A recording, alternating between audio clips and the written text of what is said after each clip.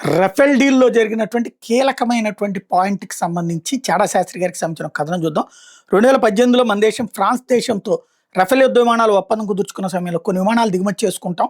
కానీ భవిష్యత్తులో దాని టెక్నాలజీ భారత్‌కివ్వాలి. మరియు భారత్‌లోనే మేజర్ విమాన భాగాలు తయారు చేయాలని భారత్ షరతులు విధించింది. అయితే అన్ని షరతులకు ఒప్పుకున్న రఫేల్ కంపెనీ ఒక అత్యంత ముఖ్యమైన టెక్నాలజీకి సంబంధించిన గాలియం నైట్రేట్ అనేది తయారు చేసే టెక్నాలజీ ఇవ్వలేమని తెగేసి చెప్పింది. ఈ గాలియం నైట్రేట్ GaN అనేది ఒక wide band gap compound semiconductor material. ఇది సాధారణ సిలికాన్ లేదా గాలియం ఆర్సినైడ్ కంటే చాలా శక్తివంతమైనది. ప్రస్తుతం ఈ technology America, France, Russia, China, Germany, South Korea వంటి దేశాల దగ్గర మాత్రమే ఉంది. దీని ప్రధానమైనటువంటి లక్షణాలు ఏంటి అంటే ఎక్కువ ఎలక్ట్రానిక్ మొబిలిటీ, వేగంగా ఎలక్ట్రాన్లు ప్రవహిస్తాయి, ఎక్కువ థర్మల్ కండక్టివిటీ, ఎక్కువ వేడిని తట్టుకుంటుంది, ఎక్కువ break down voltage, high power, high ఫ్రీక్వెన్సీలో పనిచేస్తుంది, చిన్న సైజు, తక్కువ వెయిట్, ఎక్కువ ఎఫిషియన్సీ. దీని ఉపయోగాలు ఏంటి? ఇది ముఖ్యంగా high power microwave, millimetre wave devices, MMICs, monolithic microwave integrated circuits, HEMTలు, హై ఎలక్ట్రాన్ మొబిలిటీ ట్రాన్సిస్టర్స్ ఉపయోగిస్తారు.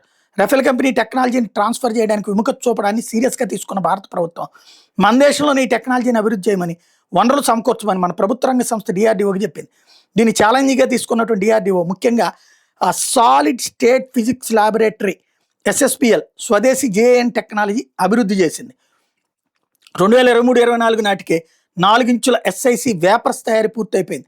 GaN HEMTS 150 వాల్ట్ల వరకు, MMIC 40 వాల్ట్ల వరకు, ఎక్స్ బ్యాండ్ వరకు అన్ని పరీక్షలు విజయవంతంగా పూర్తి చేసుకుని ఇప్పుడు హైదరాబాద్లోని GAETEC సెంటర్లో ప్రొడక్షన్ స్టార్ట్ అయింది. దీంతో ఇప్పుడు భారత్ GaN తయారీలో America, France, Russia, China, Germany, South కొరియాలతో పాటు టాప్ దేశాల్లో ఒకటిగా నిలిచింది. ఇది ఆత్మనిర్భర్ భారత్కి పెద్ద బూస్ట్.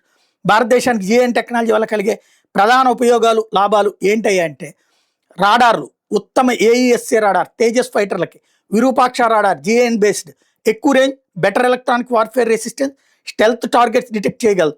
ఎలక్ట్రానిక్ వార్ఫేర్ జామర్లు, ఎలక్ట్రానిక్ ఇంటెలిజెన్స్ పరికరాల తయారీలో ఉపయోగపడుతుంది. అస్త్ర మిస్సైల్ సేకర్స్లో GaN ఉపయోగం ఉంటుంది. బెటర్ డిటెక్షన్, రఫేల్ లాంటి ఫైటర్ జెట్లకు స్వదేశీ అప్గ్రేడ్ సాధ్యమవుతుంది. అన్నిటికంటే ముఖ్యంగా విదేశాల మీద ఆధారపడటం బాగా తగ్గుతుంది. ఆంక్షల బెదిరింపుల రిస్క్ కూడా ఉంటుంది. ఇకపోతే ఆర్థిక ఇండస్ట్రియల్ గ్రోత్, DRDO ఈ టెక్నాలజీని భారత కంపెనీలకు నామమాత్ర ధరకు ట్రాన్స్ఫర్ చేస్తుంది. దీనివల్ల దేశంలో సెమీ కండక్టర్ మ్యానుఫ్యాక్చరింగ్ ఎకోసిస్టమ్ బలపడి ఉపాధి అవకాశాలు పెరుగుతాయి. భవిష్యత్తులో ఎక్స్పోర్ట్ అవకాశాలు కూడా పెరుగుతాయి.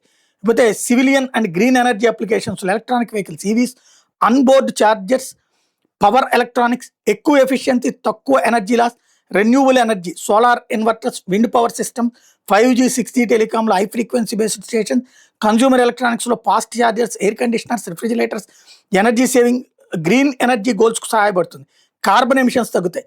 మొత్తంగా ఫ్రాన్స్ నిరాకరణ తర్వాత DRDO స్వదేశీగా GaN మాస్టర్ చేయడం భారత రక్షణార్థిక టెక్నాలజీ స్వావలంబనకి పెద్ద విజయం. ఇది రాడార్లు, మిస్సైల్స్, ఎలక్ట్రానిక్ వార్ఫేర్ నుండి EVs, రెన్యూవబుల్ ఎనర్జీ నుండి సాధారణ ప్రజలు ఉపయోగించే ఫాస్ట్ చార్జర్స్ దాకా అనేక రంగాల్లో భారత్ను బలోపేతం చేస్తుంది. 2036 నాటికి సెమీ కండక్టర్ R&Dలో టాప్ 3 దేశాల భారత్ ఉండాలని లక్ష్యంగా పెట్టుకుని ఆ దిశగా భారత ప్రభుత్వం వేల కోట్ల పెట్టుబడులు పెడుతూ ప్రభుత్వం మరియు ప్రైవేట్ రంగాన్ని కూడా ప్రోత్సహిస్తోంది.